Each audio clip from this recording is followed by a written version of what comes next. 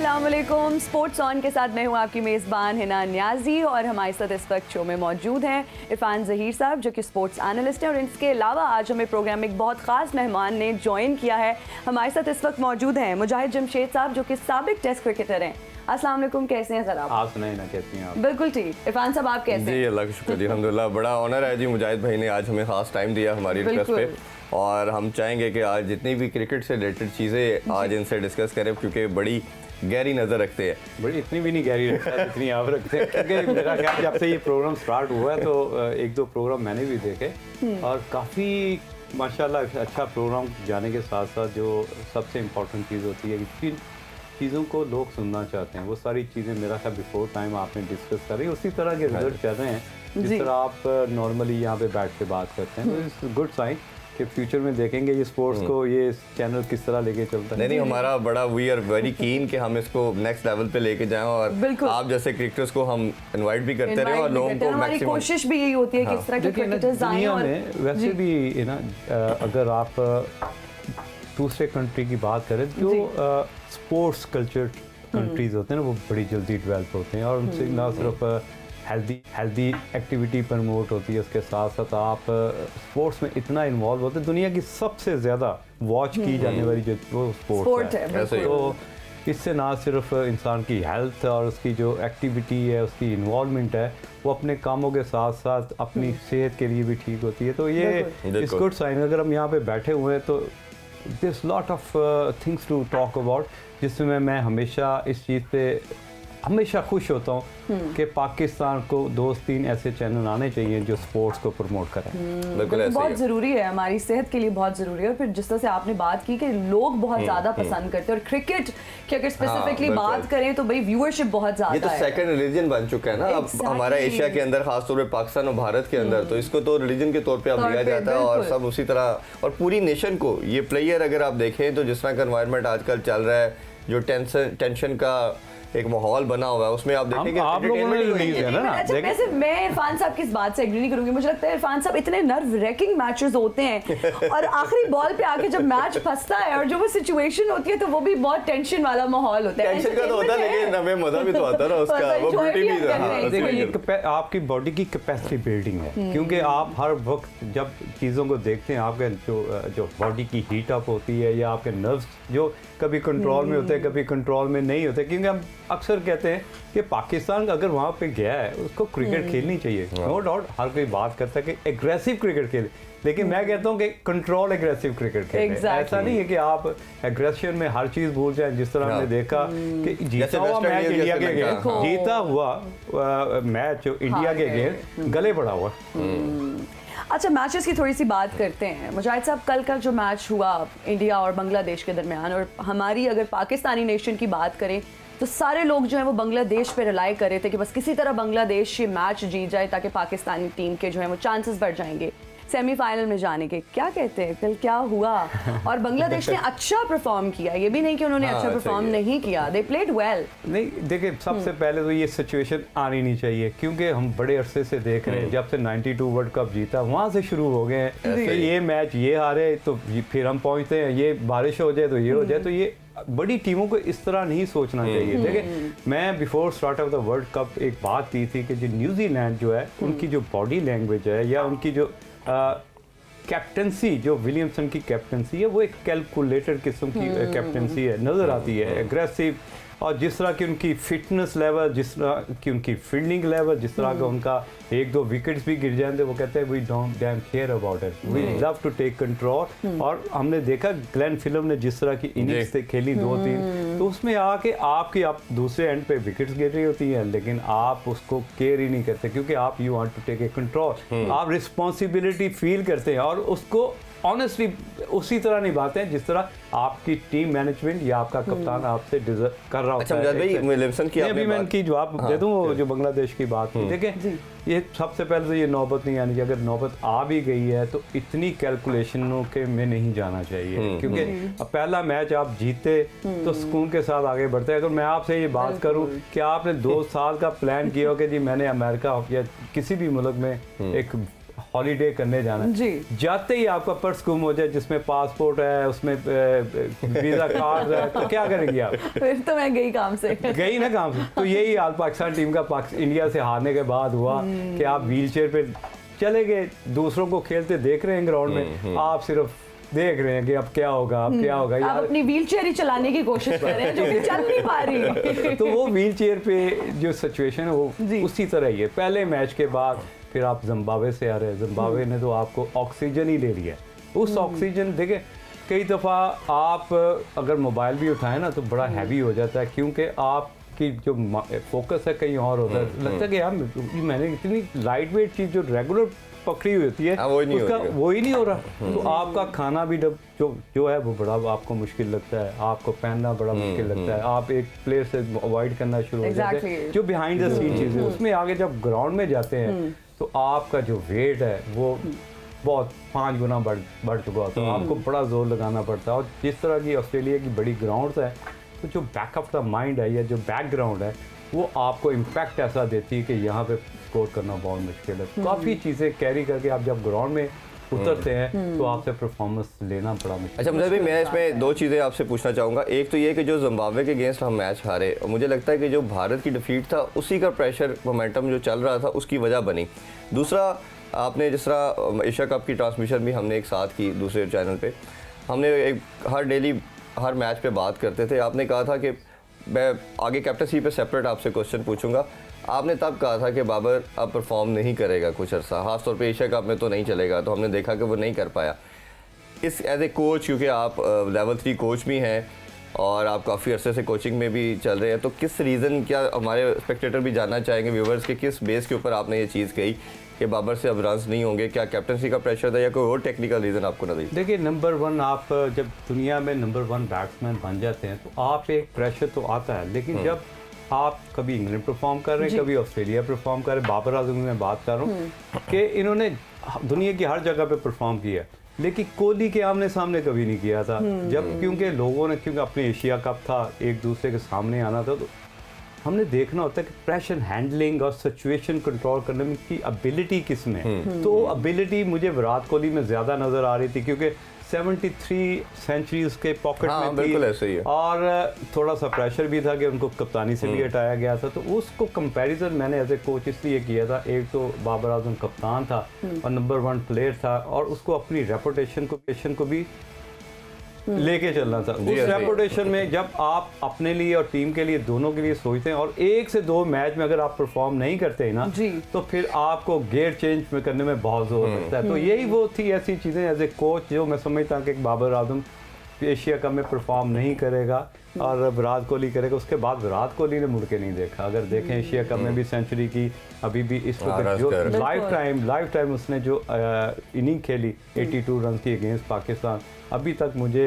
ख्वाबों में आती कि ऐसी इनिंग मैंने मुद्दों के बाद देखी। तो अच्छा मुजाहिद साहब, थोड़ी सी अब कल के मैच की एक बार फिर से बात करते हैं। मुझे ये बताइए, कल का मैच हुआ, बारिश हुई, फिर से मैच शुरू हो गया, क्या देखते हैं, क्या लगता है आपको, आपका तज्जिया क्या कहता है कि बीसीसीआई का कितना इन्फ्लुएंस है आईसीसीआई पर? नहीं, देखें वो तो डेफिनेटली है, इसमें कोई शक नहीं है, क्योंकि कुछ ऐसे हमने विटनेस की ऐसी चीज़ें जिससे लगता है कि थोड़ी सी फेवर दी जा रही है। ये स्पिरिट का साउथ अफ्रीका का मैच भी आप उसका भी साथ इसी कॉन्टेक्स्ट में बता दीजिएगा जरा, वो भी आपने स्ट्रेट कैच छोड़ना, फेवर्स नज़र आ रही हैं। देखें कि आप एज ए अगर देखा जाए तो हम तो हर चीज़ को ऑब्जर्व कर रहे होते हैं और क्रिटिकल एनालिसिस भी कर रहे होते हैं, तो अकॉर्डिंग दैट के मैं समझता हूँ कि कहीं ना कहीं थोड़ा सा फेवर दी जा रही है, और ये गेम के अगेंस्ट है, ये स्पिरिट ऑफ गेम के अगेंस्ट है। वैसे इंडिया के मैचेस में आईपीएल की फील ज्यादा आती है।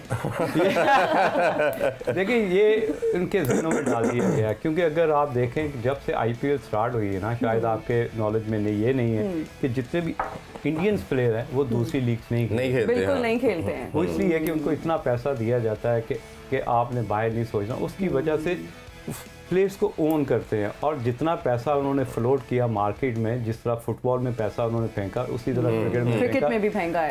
तो आईसीसी के लिए तो एक अच्छा, प्लेयर के लिए एक नेगेटिव चीज़ भी हो सकती है। जिस तरह आप देखें ना, एशियन टीम हमेशा बाहर जाके फंसती है। अब जो यूरोपियन या दूसरी ये ऑस्ट्रेलिया, न्यूजीलैंड, ये अब टीमें नहीं फंसती। अब जिस तरह लास्ट वर्ल्ड कप जो था वो यूएई के अंदर हो रहा था, और फाइनल कौन खेला? ऑस्ट्रेलिया और न्यूजीलैंड। क्योंकि उसकी रीज़न ये है कि इनके लड़के IPL और PSL में खेलते हैं आके, या बिग बैश में भी जाते हैं, हर दुनिया की हर लीग खेलते हैं। उससे ये क्या है कि लड़कों को एक्सपोजर मिल रहा है, लड़के के अंदर अवेयरनेस है कंडीशन के लिहाज से, पिचेस के लिहाज से। अगर भारत अपने लड़कों को नहीं भेजेगा तो उसका एक डिबैकल भी आएगा, एक प्रॉब्लम भी उनको फेस करना पड़ेगा कि उनके लड़के सिर्फ अपनी कंडीशन की हद तक रह जाएंगे। तो आप नहीं समझते कि इधर थोड़ा सा मिस्टेक कर गया भारत? अच्छा, जवाब, सॉरी टू कट यू, जवाब हम लेंगे ब्रेक के बाद। बहुत ही इंटरेस्टिंग आपका सवाल है, हमारे साथ जुड़े रहिए, देखते रहिए स्पोर्ट्स ऑन।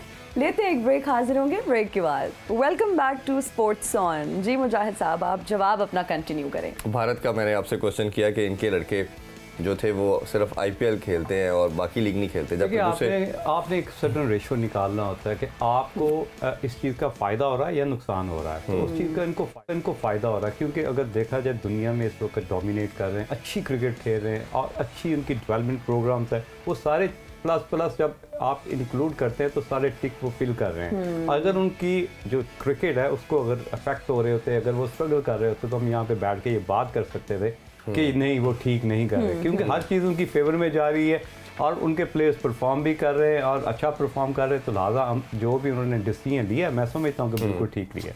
अच्छा मुझे भी दूसरा क्वेश्चन, सबसे जो इम्पोर्टेंट क्वेश्चन अब बनता चला जा रहा है कि जो अगर खुदा ना खास्ता हम इसमें बुरे नोट पे वापस आते हैं तो इसका रिस्पॉन्सिबल कौन है?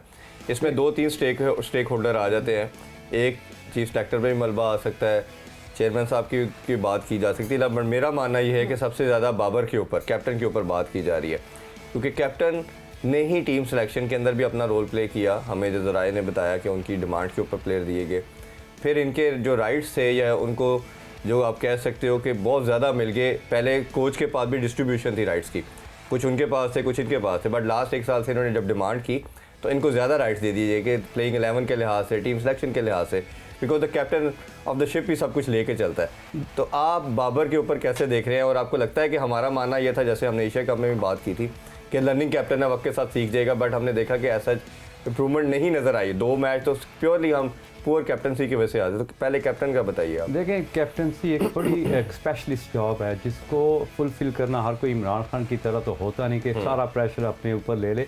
कई दफ़ा आप इंडिविजुअल हो जाते, थोड़ा सा बाबर इंडिविजुअल क्रिकेट खेलता है और अपने बाद फिर दूसरों के लिए सोचता है और इतना एग्रेसिव नहीं है, क्योंकि मॉडर्न क्रिकेट जो कहती है आपका एग्रेसिव होना बहुत ज़रूरी है, क्योंकि आपसे दूसरे प्लेयर को डर भी होना चाहिए। नो डाउट आप परफॉर्म तो कर रहे हैं, लेकिन एक डिपार्टमेंट में परफॉर्म कर रहे हैं। There so many department. आपने बॉलिंग को किस तरह लेके चलना है, आपने जो इवन के डॉकर पे प्लेयर जो बैठे हैं उनको एंगेज कैसे करके लेके चलना है, आपके कोच के साथ किस तरह के रिलेशनशिप में है कि आप आया एक ही पेज पे हैं।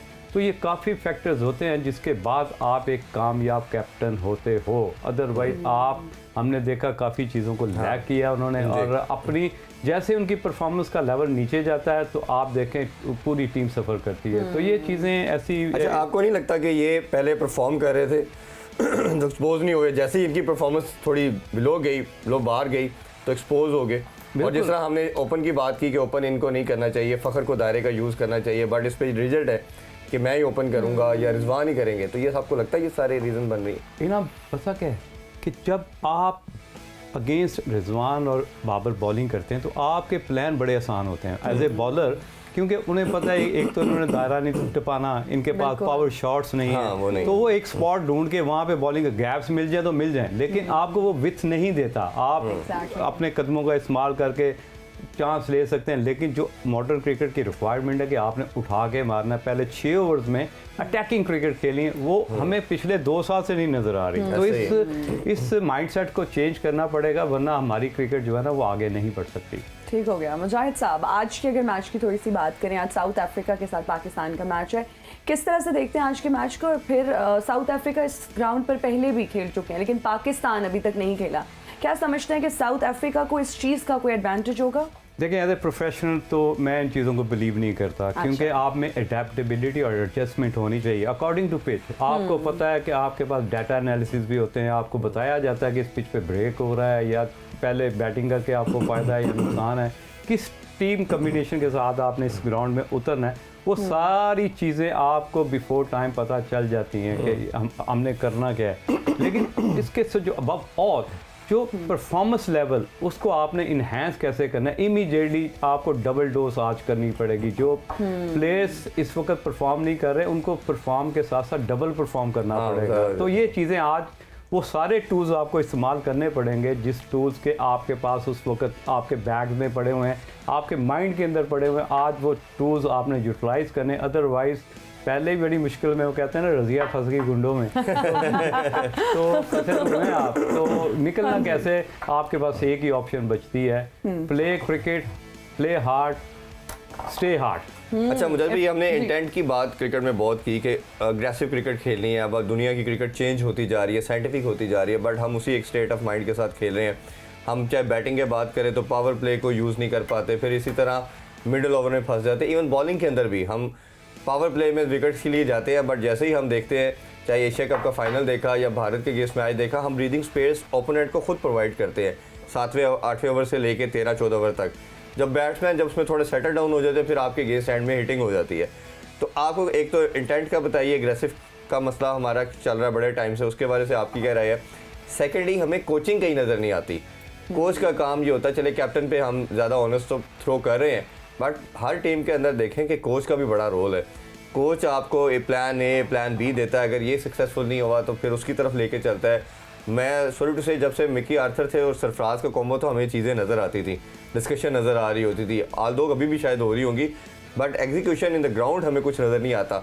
ऐसे लगता है जैसे स्क्रिप्ट है कि इसने 13वां ओवर करना है, इसने 15वां करना है, इसने 7वां करना है, और उसी के साथ ही आप वापस आ जाते हो। तो आप कोचिंग के वाले से क्या राय रखते हैं? कोचिंग का देखें, जब अफगानिस्तान का मैच हुआ है ना, ये सेमीफाइनल एशिया कप का, तो उसमें क्या था, जब नसीम शाह ने 2 छक्के मारे तो उसमें कोच और बॉलर जो आपके बॉलिंग डिपार्टमेंट से उमर गुल था, ये उसका काम होता है। उसने क्या किया, आप राउंड द विकेट थोड़ा सा शॉर्ट बॉल करते, बॉल नीचे रह रहा था, स्किट कर रहा था। उन्होंने 3-4 ओवर पहले प्लान किया हुआ था कि इस बॉलर ने आखिरी ओवर करना है और राउंड द विकेट करना है, जो कि मैं समझता हूँ कि वर्स्ट तरीन डिसीजन था किसी भी कोच का कि उस राउंड द विकेट उसको बॉल, क्योंकि उसी वजह से वो फुल टॉस हुए, 2 छक्के पड़े। अगर वो ओवर द विकेट बॉल करता वो 2 छक्के, तो ये इम्पोर्टेंस रोल कोच का होता है ये, और जो मैच का फैसला ही चेंज कर देते हैं। हमने देखा अगेंस्ट अफगानिस्तान कि जिस तरह नसीम शाह ने, आप में से एग्री करोगे,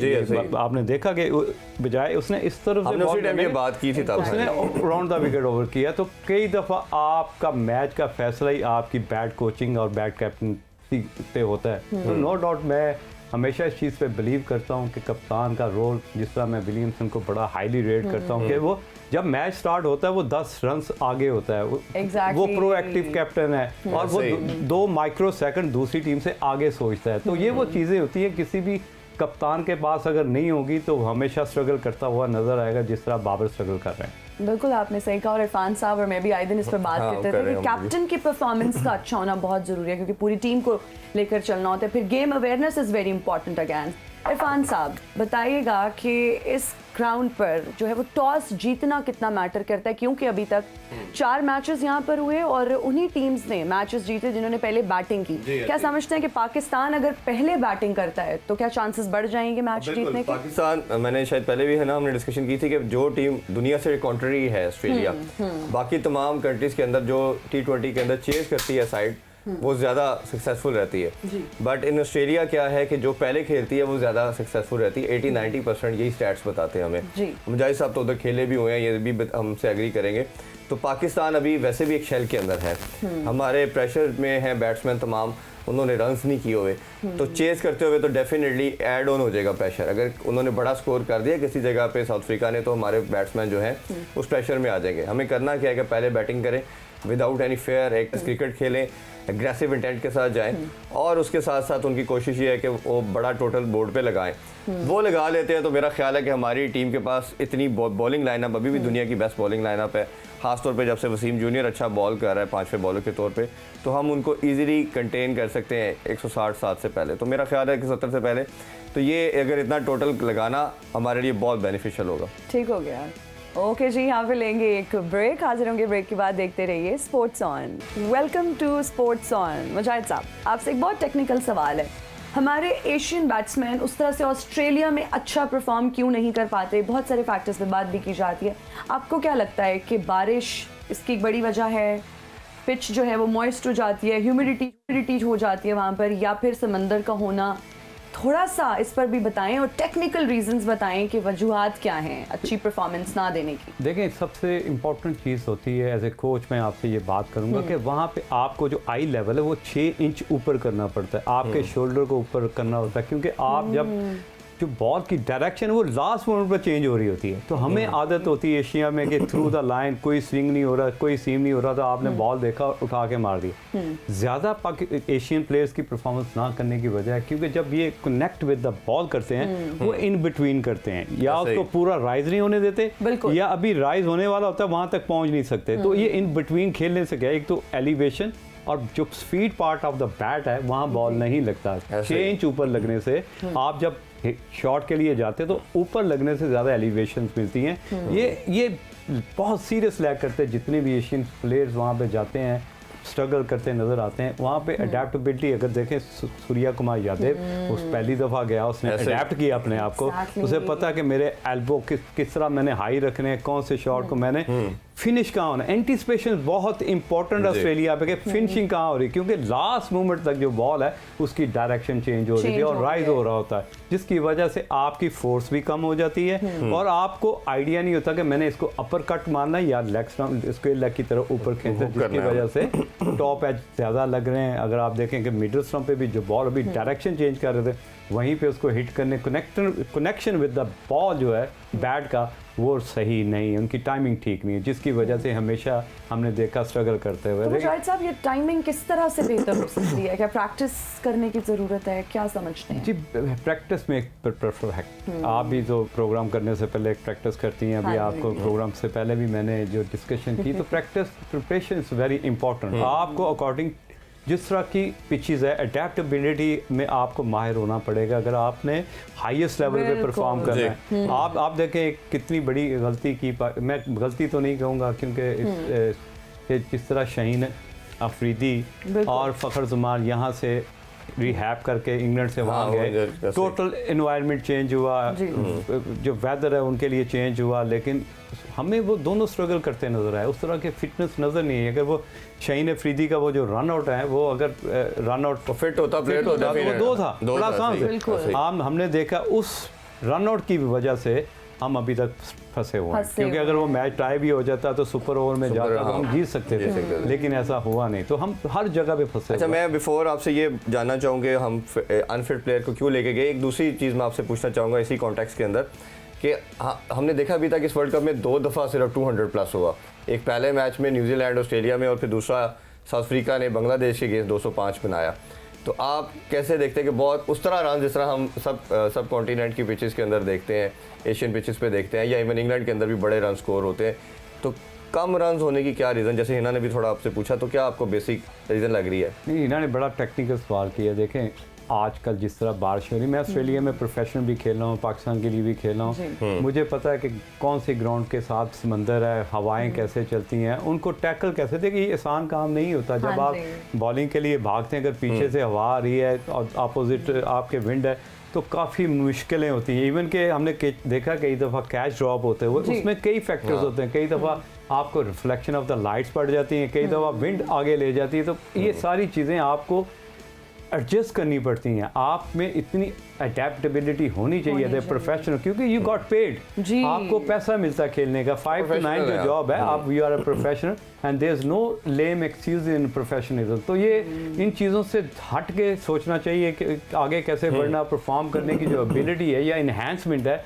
उसमें आपको क्विक लर्नर होना पड़ता है, स्पेशली जब आप इस तरह के इवेंट में जाते हैं। मेगा इवेंट है, बड़ा इवेंट है, अगर यहाँ पे परफॉर्म करें, अगर कल बात करें, सूर्या कुमार यादव नंबर 1 हो गए हैं, रिजवान नंबर 2 पे आ गया, उस सिचुएशन में ये ताकत मिलती किसी भी बैट्समैन को, क्योंकि जब आप एक प्लेयर की रैंकिंग चेंज करते हो तो that means you are favouring a Indian player, क्योंकि इससे उसको 10-15 रन की और एनर्जी मिलेगी, जो कि हमें नजर नहीं आती, लेकिन ये अनसीन एनर्जी है कि आज मैं नंबर 1 बन गया हूँ, अब मैंने I need to perform more better. तो मीन्स के वो जो है ना बिगर एंड बेटर बनने की ख्वाहिश, ये आपको और ऊंचा लेके चलती है। तो ये चीज़ें ऐसी हैं। मुझे भाई इसमें आपसे एक और बड़ा इंपॉर्टेंट क्वेश्चन है, आप कोचिंग के अंदर भी हैं, किसी भी प्लेयर की डेवलपमेंट के लिए फंडामेंटल जो रूल है वो आपका वो ये है कि आप डोमेस्टिक खेलें।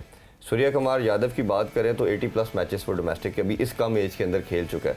हमारा अभी जो करंट लॉट है इसके अंदर सिर्फ 2 प्लेयर हैं जो डोमेस्टिक रेगुलर खेलते हैं, जिसमें हमारे पास पहला नाम इफ्तिखार का आता है, जो मैंने पूरा इस पर रिसर्च की, और दूसरा हमारे पास नवाज़ आता है कि जो थोड़ा फ्रीक्वेंट खेल रहा था। उसके अलावा एक प्लेयर भी आपको नहीं ऐसा मिलेगा जो हमारा डोमेस्टिक खेलता है, सिर्फ PSL या नेशनल T20 कुछ दिनों की क्रिकेट खेलते हैं। तो अब ये बताइए, जब आपकी बेसिक और फंडामेंटली ठीक नहीं है तो आप जिस तरह सूर्या कुमार यादव हर जगह की डॉक्टरेबिलिटी कर रहा है, तो वो एक सिस्टम के तहत आया और पूरा उसको लेके चल रहा है। इसी तरह अगर उसको मैं थोड़ा सा लंबा करूँ क्वेश्चन को, तो आप इंग्लैंड के प्लेयर्स को देख लें, ऑस्ट्रेलिया के प्लेयर को देख लें, ये जैसे ही इंटरनेशनल क्रिकेट खत्म होती है ये अपनी डोमेस्टिक की तरफ वापस चले जाते हैं, अपनी बेसिक नहीं छोड़ते। तो उस हवाले से आपकी क्या टेक है? देखिए, सबसे ज़रूरी जो चीज़ होती है कि आपका टीम के अंदर कंपटीशन होना बहुत ज़रूरी है कि मैंने इसको बीट करना है, मैंने इसको बीट करना है। तो इस अगर यहाँ पे बात करें सूर्या कुमार यादव की, उसके पास रोल मॉडल बहुत हैं। हाँ। उसके पास ये जो टीम के अंदर कंपटीशन जो कंपेटिटिव है वो बहुत ज़्यादा है कि मैंने विराट को बीट करना है, मैंने रोहित को बीट करना है। तो ये जब तक आप हेल्दी कंपटीशन अपनी टीम के अंदर नहीं डालेंगे तो आपकी डेवलपमेंट नहीं होगी। प्रोसेस जिस तरह आपने बात की, आई बिलीव ऑन प्रोसेस के तो मैं डिनाई नहीं करता, लेकिन आपको रोल मॉडल भी एंगेज करने पड़े, डेवलप करने पड़ेंगे, जिसको देके आप उससे भी अच्छा परफॉर्म करने की कोशिश करो। तो यहाँ पे जिस तरह के हमारे ओपनर्स हैं, पावर हीटर्स, ना वो पावर हीटर हैं, ना मुझे तो समझ नहीं लगती कि वो किस तरह आने वाली जो जनरेशन है उनको किस तरह रोल मॉडल समझ के आगे बढ़ेंगे। ODI के लिए तो ठीक है, टेस्ट क्रिकेट के लिए तो ठीक है, लेकिन क्रिकेट अब बहुत रैपिडली पूरी दुनिया में देखी जा रही है, फॉलो की जा रही है, तो आपको उस तरह अपने डेवलपमेंट प्रोग्राम भी करने पड़ेंगे। अच्छा, हर दुनिया की टीम वर्ल्ड कप से पहले 5-6 मंथ पहले अपनी प्रिपरेशन स्टार्ट कर देती है। जैसे हमें फिर पता चल गया आजकल की प्रेस रिलीज आ गई कि फ़खर अनफिट है, और इसी तरह शाहीन का हम डेली बात कर रहे हैं कि अभी तक सिर्फ 1 विकेट ले सके, सबसे बड़ा हमारा ट्रम्प का होते थे वो। अगर फिट नहीं थे तो मेरा मानना यह है कि कैसा प्लेयर जो फिट है और शायद उतना लिथल नहीं है बट वो ज़्यादा बेनिफिशियल हो सकता है अगर स्नैन होता है या दानी होता।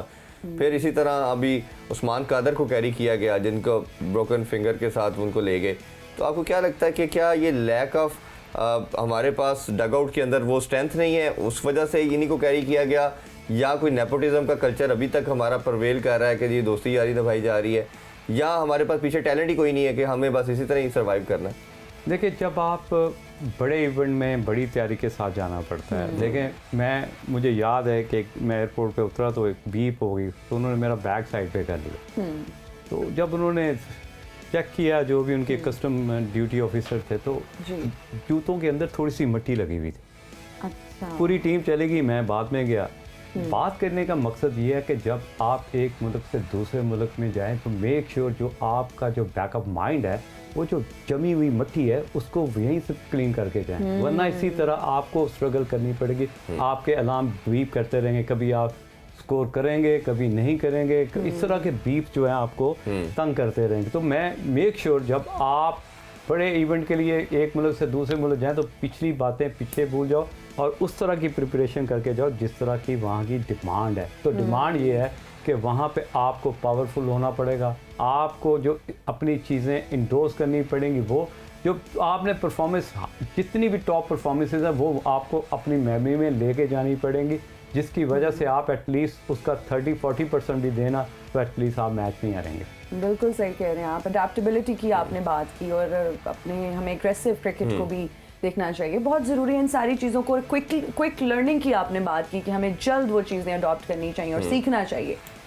अच्छा, मुझे ये बताइए कि क्या समझते हैं आज फ़खर ज़मान की रिप्लेसमेंट जो है Mohammad Haris will be the right replacement?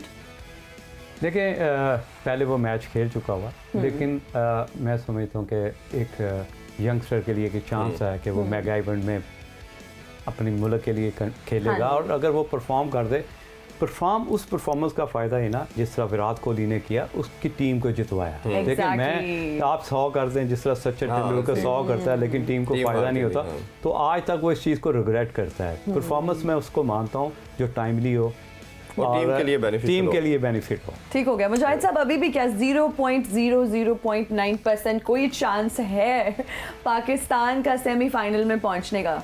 बहुत सारी चीज़ों पे हम डिपेंड कर रहे थे कि ये जीत जाए, इसको ये हो जाए, इस टीम का सहारा ले लें, उस टीम का सहारा ले लें, व्हाट डू यू थिंक कितने चांसेस हैं अभी भी हम क्वालिफाई कर सकते हैं सेमीफाइनल के लिए या नहीं? ये इरफान एक्सपर्ट है, लेकिन मेरी नज़र में जो है ना इस वक्त आप 0 पे खड़े हैं। नहीं, इसमें एक ऑप्शन अभी स्टिल अवेलेबल है। बड़े हुए हमें ऑप्टिमिस्टिक। हाँ, उसमें यह है कि पाकिस्तान अगर दोनों मैच जीता है और कल ज़्यादा क्लियर, परसों संडे को जो फाइनल मैच होगा, अगर आज का मैच जीत जाते हैं तो हमें रन रेट की पोजीशन क्लियर हो जाएगी। और हमने फिर क्या करना है कि फिर हमें आइडिया होगा कितने मार्जिन से या मैक्सिमम रन्स के साथ हमने उनको बीट करना है, जिम्बाब्वे उसको, सॉरी बांग्लादेश को। जिम्बाब्वे ने फिर भारत को हराना है। अगर ये ऑप्शन हो जाती है तो एक लास्ट, अच्छा ये ऑस्ट्रेलिया में ही ना मैच हो रहे हैं, मुझे याद है कि ऑस्ट्रेलिया की इतनी बड़ी ग्राउंड है, अगर एक कोई शॉट लगे आपको 3 दफा एट ए टाइम भागना पड़े ना, अगर आप अपनी जगह पे खड़े हो फिर भागना पड़े, फिर आप 3 ओवर गेम से आउट हो जाते हैं क्योंकि आपकी ब्रीथलेस हो जाते हैं। आप कहते हैं कि मेरी तरफ बॉल ना आए, तो ऐसी ग्राउंड में इस तरह की कैलकुलेशन फील्डर भी करते हैं कि ऐसे हो जाए, तो ये तो सांस चढ़ाने वाली बात है ना। अब भी नेचुरल और जो रियलिटी है, रियलिस्टिक तो हमें पता है कि बहुत रेयर चांस है, but there is a option. अब पाकिस्तान ने कभी सोचा था हम जिम्बाब्वे से हार जाएंगे, तो we lost the match, but you never know. ये बात ये देखें बात पता क्या है ना, देखो बात ये है कि जिम्बाब्वे ने अगेंस्ट पाकिस्तान पर्थ के अंदर टॉस जीत के खुद बैटिंग की। इसका मतलब उनको, जब आप टॉस जीत के बैटिंग करते हैं, इसका मतलब सेल्फ बिलीव कि हम इसको बीट कर सकते हैं। कॉन्फिडेंस से फिर और होता है ना। वो और बात है कि आपने 133 या 130 रन किए, उसके बाद जो उन्होंने जोर लगाया, जो उनको सांस चढ़ा, क्योंकि 130 रन को डिफेंड करना, बिल्कुल कप्तान की कैलकुलेशन, अगर एज ए कैप्टन बात करूं, इतनी कैलकुलेशन करनी पड़ती है, आपको बजटिंग करनी पड़ती है, किस बॉलर को कब लगाना है, किसको रोकना है, किसको कौन से एंड से बॉलिंग करवानी। तो उस बजटिंग में जिस तरह जिम्बाब्वे ने 1 रन से पाकिस्तान को हराया, तो मैं वो जो एक डरावने ख्वाब की तरह, आप पहला मैच भी बोले इंडिया के अगेंस्ट, अगला मैच फिर उससे बड़ा डरावना ख्वाब। उसके बाद मुझे नहीं लगता कि आप कई दफा टेबल पे बैठते हैं खाना खाने, तो सीधे हाथ से आप फॉग पकड़ना शुरू हो जाते हैं। तो इस तरह के आप जो है ना उस गेम से आउट हो जाते हैं, फोकस आपका आउट हो जाता है, उस फोकस को रीग्रुप करना बहुत मुश्किल है। और मेरा ख्याल है कि अब जो आपके पास, यू हैव लॉस्ट एवरीथिंग, तो अब मेरा ख्याल है लड़के बेहतर परफॉर्म करेंगे। बात है ना, do and die, and we have nothing to lose. अब हमारी परफॉर्मेंस बहुत मैटर जी करती है। बिल्कुल। मैं एक मजे की बात बताऊं, अगर आप किसी दुकानदार को बॉल के पीछे भागता देखे ना, हाँ जी, तो कई दफा बॉल से आगे निकल जाता है, तो देखने वाले हंस पड़ते हैं क्योंकि उनको पता चल जाता है कि यार ये तो नॉन क्रिकेटर है। तो कई दफा आप इस तरह की सिचुएशन में फंस जाते हैं कि आप जब तेज खेलते हैं तो उसमें आप बहुत कुछ लूज कर जाते हैं। बिल्कुल सही कह रहे हैं जी। हम उम्मीद करते हैं कि पाकिस्तान जो है वो आज मैच जीते और सेमीफाइनल के लिए क्वालिफाई कर जाए। आगे फर्दर जो भी पॉसिबिलिटीज इरफान ज़हीर साहब ने बताई। Thank you so much Irfan Zaheer साहब। मुजाहिद साहब बहुत बहुत शुक्रिया, आज आपने हमें ज्वाइन किया, हमारे बहुत स्पेशल गेस्ट थे जी। मुझे इरफान ज़हीर साहब और मुजाहिद साहब को दीजिए इजाज़त। अल्लाह हाफिज़।